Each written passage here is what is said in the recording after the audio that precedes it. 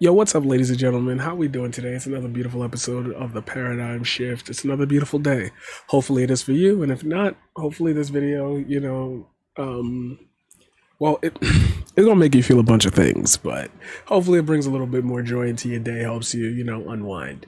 We're gonna be talking about something that's actually very ironically very tough to manage talking about, and that's going to be the difficulties that come with being poor and politically active. I originally wanted to make this video called I originally was going to talk about why black people aren't taken seriously on Twitch, but I realized as I was writing this that the possibility could just come one way or another where I'm going to end up on that topic, and so I wanted to expound it a little bit more.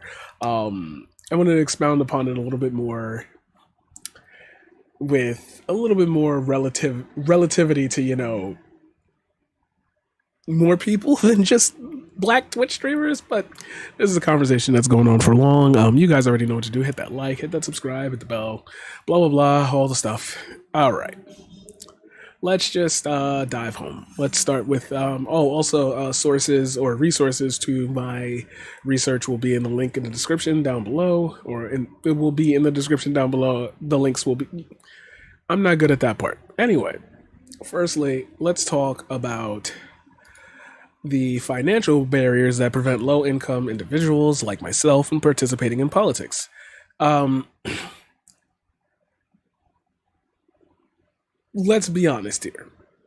Most people would say you would, want to look at a study from Pew Research, and people with higher incomes are more likely to be politically active than those with lower incomes. But that's only because they're allowed to just simply say, and this is where the liberal mindset comes in of, I'm doing my best to help you guys. When it comes to politics, it is very hard for people to become attached to the idea that quite merely by existing, you are contributing to and or hinder it, depending on the circumstances. There are thousands of them. We're not going to sit here and try to break down every single circumstance here.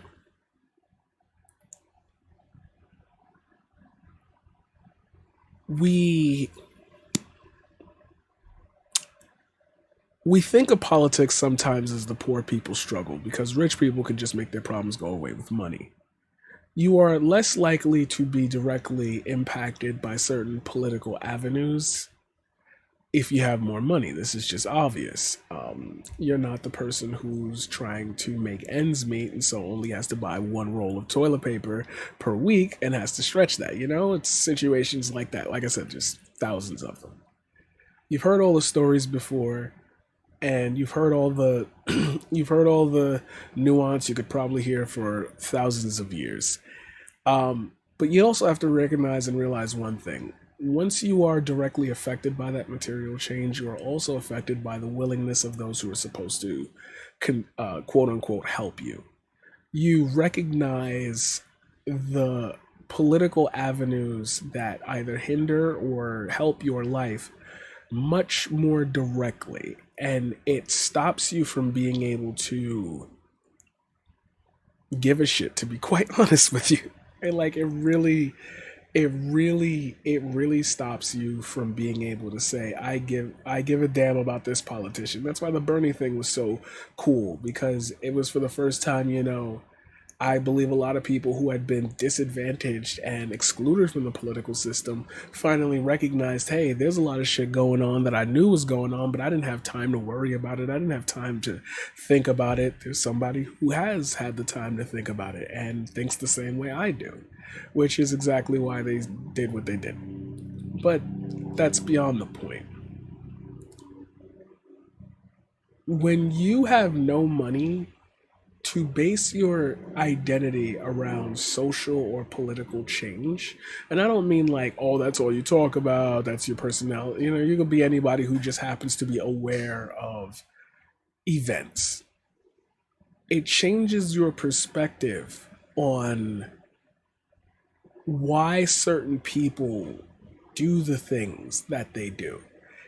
And I say this to be like, if you've noticed as of late, a lot of the arguments that people are having on the internet when it comes to general politics is this. Or this, you know what? We're not even gonna do this the video essay way. I'm just gonna say it to you directly, straight out. You ever notice these people always talk about everything I don't like is as a Nazi? I always found that telling because I think that while some people have the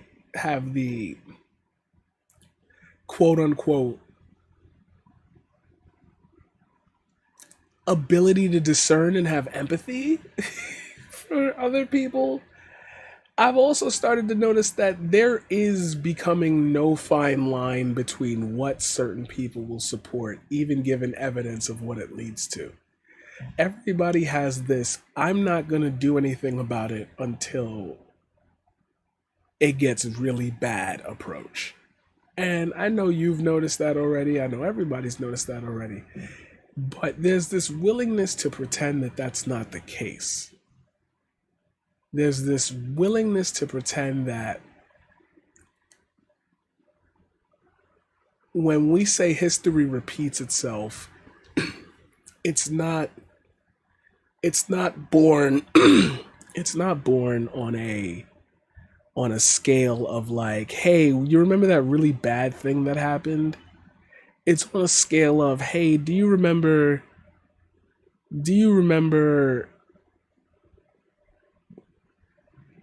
still don't know what we're talking about? Being poor and being politically active. This is the first step. Incomes limit options. Options limit participation. Participation forces poor people to look at politics in a different way. Less what policies, more what people. That's all I've said this entire time. It's all I've said. Said little bro. Man, little broed me. Anyway, moving on. Video essays on what? Participate in what? Political activism? Politics in general? If your food stamps gets cut off, are you going to a Bernie rally before you go to the HRA office? Is the entire thesis of this video. Furthermore, poverty can also limit access to education and information. For example, individuals from low-income families may not have the same access to higher education, which can limit their knowledge of political issues and policies. Additionally, many low-income individuals lack access to reliable internet and news sources, which can make it difficult to stay informed about political events. Homeless people do it all the time? What? I don't even know how to I don't even know how I don't that's deep, bro. That's deep. That's too deep for me. As with the explanation, everybody has access to the internet in one form or another, but that's not always true, especially when it comes time to divest and divulge in information. As we've seen, massive right-wing groups have taken over a lot of the information channels that we use daily, to the point where, like, yo, when your grandmother sends you that meme and it's like, yo, the government's going to be spraying your neighborhood at 6 p.m., where do you think that come from? And as in remembering these political conversations, I always think to myself, what would possess somebody to like fall full into that? You know, like, where's the substance in even entertaining that? And then I recognize there's substance for them, whether they're doing it intentionally or whether they're doing it ignorantly. And as and as when black people have these conversations, we've already seen people try to get one ahead. We've already seen people try to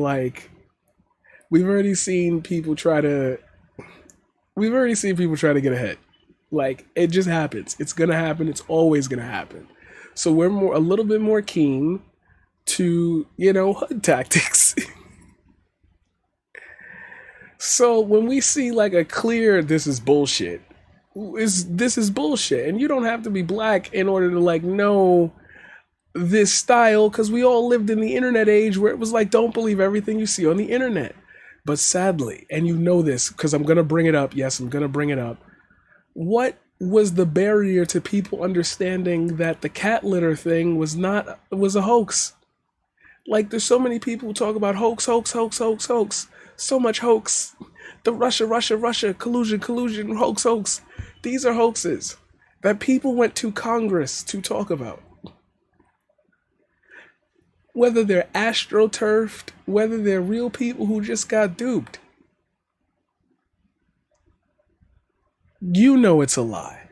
And this is why I say, like, being poor and politically active forces you to just look at people and be like, what is the motive behind what you're saying? What does it achieve? What are you trying to prove? There's got to be something there. And as you start to talk to more and more people, you start to recognize what's there. What do they get out of that? And that's why it's hard to have these conversations when you don't have access to that capital, because you touch these situations much more than the pharma CEO or the tech giant or the bro or whatever venture capitalist. You touch these situations much more. Your decisions on how policies and things would be implemented would worry more about the people than it would about the profit. Now, obviously, this is divulging from the main point about being poor and politically active, because it just repeats our second point. If you don't have time to go to a campaign, how the hell are you ever gonna know about what's going on? I don't know who that person is. I've never heard them speak. I have 2 kids. I sit and watch my Netflix. I don't know what you're talking about. That's fine. And people are made to feel like it's necessary to know these things, which it's not. It's not, but we need to do a better job at having this. But these are solutions. We're headed towards solutions. Let's go back a step. Just as I mentioned, if you don't got them, and this is now where we get into the Twitch argument. This is now where we get into the Twitch argument. The stigma surrounding poverty, it extends to much more than just quite literally. It extends to much more than just how much bread you got in your pocket. It extends to much more than what type of clothes you wear. Because these are the same people who will make the arguments that billionaires don't show off their wealth. We're still there, so it's not like we're going anywhere with that.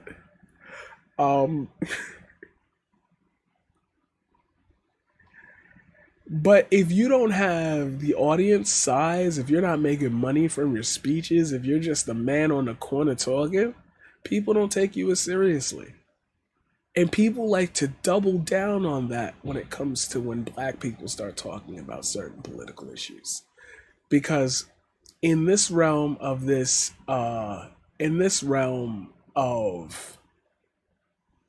where we stand as a nation, and this is just a US centric type of video. I don't want you to take this and extrapolate it to other societies, because there's better ways to do things. But at the same time, when you are forced to look at situations from a lens that is created just purely because of the way you exist, how you exist, the things that have happened in the past, the systemic barriers, you are more likely to jump ahead to the direct point. A common phrase used here at this point is, what do you mean by that? We are expected to, and I mean this almost going specifically to Twitch now, because I want to leave YouTube out of it, because again, you get the edit feature. I don't get the edit feature here. I could edit, but like that, you don't get the edit feature here.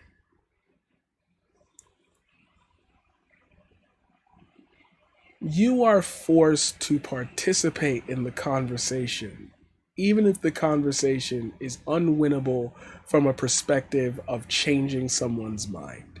Now, you might say, well, every debate is like that, or every conversation when it comes to like a heated topic or whatever is like that. No, it's not. Because audiences of the sizes you've seen go against audiences of the sizes you've seen lead to nothing but both sides saying, yeah, we're not going to take anything away from this argument. We're not going to take anything away from this debate. Doubly so for black streamers. Because we're in the live setting, passion doesn't work here.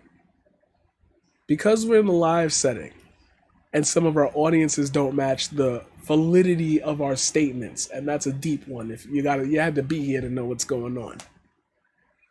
You lose just by participating because they're always looking for something. And you have to keep your eye out on that. Removing someone from the traumatic entry point of their political journey immediately changes the circumstances, immediately changes the cause for participation. And that's just a rule of life. Analyzing that leads us to need to make a conclusion. Well, if this is inescapable, how does it change? Good question.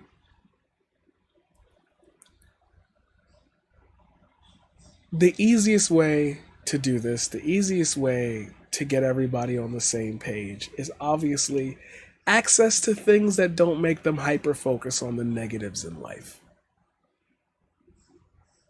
Food, safety, security, a community center, some Uno games on some nights. Something that they can look forward to that is provided for them.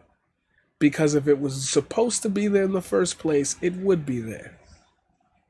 This includes reducing the student debt. This includes infrastructure upgrades to low-income neighborhoods. This includes investing in pure places like there are no game stores anymore.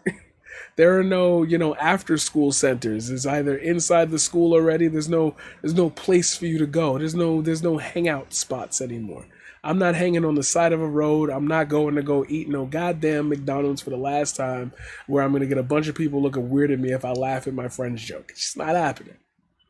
And I used to think, as I was compiling this, that I was crazy for saying that because it's like I'm not a kid anymore. Why would I know what the spots are?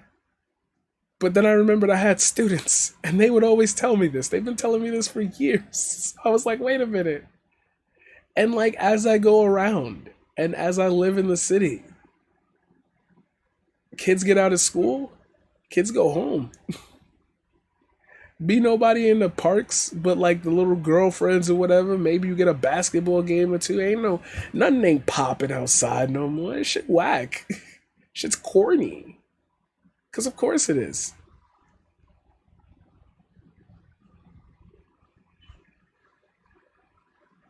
Libraries, community centers, spaces where people can engage again. And from there, you'll be able to start hosting these political conversations in a way or format with people from that neighborhood who will care about it, as opposed to them just having to get their information from quote unquote destiny.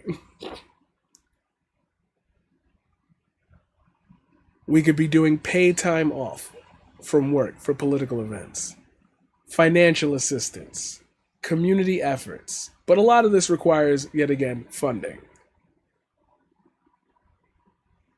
Overall, being poor and politically active comes with its fair share of challenges. However, it's important to remember that everyone deserves a voice in the political process, regardless of their income level. By addressing the financial and social barriers facing low income individuals, we can work towards a more equitable and inclusive political system.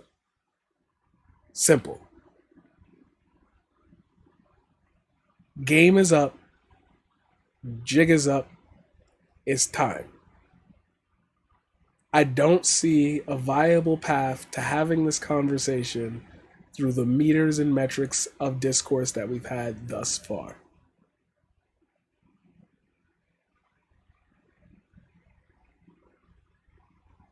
Let's rock.